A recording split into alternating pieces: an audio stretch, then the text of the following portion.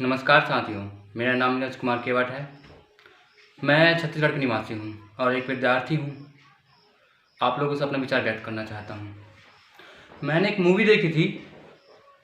कौन सी मूवी थी वो? हाँ, नायक। नायक मूवी में आप अनिल कपूर को देखे होंगे, कैसा एक्टिव रहता है सरकार। देख के भाई बहुत मज़ा आता है यार, बहुत ही मज़ा आता है मुझे तो।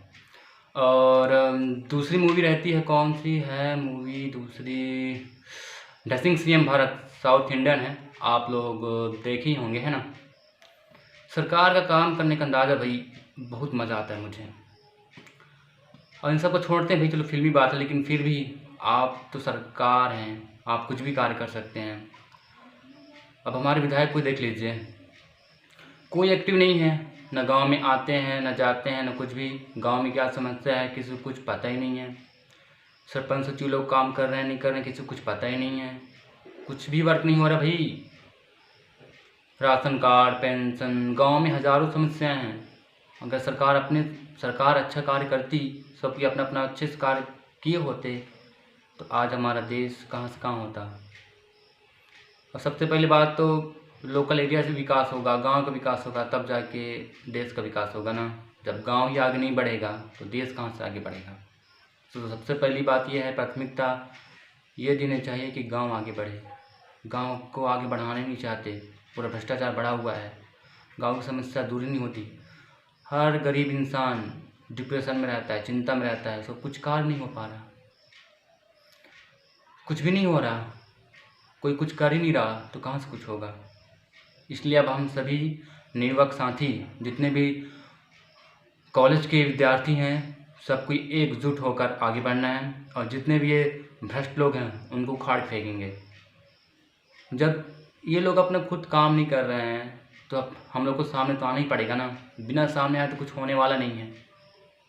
जो विधायक जी हैं आज तक हमारे गांव में नहीं आए, नहीं इधर कहीं कुछ पूछते हैं समस्या, कि क्या समस्या है क्या समस्या नहीं है करके, कुछ भी समस्या नहीं पूछते। सरकार एक्टिव ही नहीं है। सरकार चाहती तो एक भी समस्या नहीं आ पाती। योजना निकालने से थोड़ी ना कुछ होता है भाई, उसको प्रैक्टिकली ज़मीनी हकीकत पूरा कीजिए ना आप लोग, तब न जाके पूरा होगा। अगर आप लोग अपना अच्छे से काम करते तो हम लोग क्यों आते सामने, हमके साथ बोलने की ज़रूरत ही क्यों पड़ती, आम आदमी के साथ करने की कोई ज़रूरत ही नहीं पड़ती। लेकिन इस बार हमारा संगठन, हमारा विद्यार्थी संगठन चुप नहीं रहेगा, आगे आएगा, आगे बढ़ेगा और जीत हासिल करेगा। और हम इस बार आगे बढ़ेंगे। मैं आप सभी से पूछता हूँ, आप गांव में आइए, देखिए यहाँ क्या समस्या है। हज़ारों समस्याएं मिल जाएंगी आपको, बहुत सारी समस्याएं। जनता पूरी एकदम से परेशान है जनता, कुछ भी काम नहीं हो रहा है भाई, कुछ भी नहीं। आप गांव में आएंगे, लोगों से बात करेंगे, तब जाकर आपको पता चलेगा कि गांव में क्या क्या समस्या हैं, एक आम जनता कितना परेशान है। हमें लोग आपको अपना प्रतिनिधि बना के आगे भेज रहे हैं और आप हमारे लिए कुछ काम ही नहीं कर रहे हैं, कुछ भी नहीं।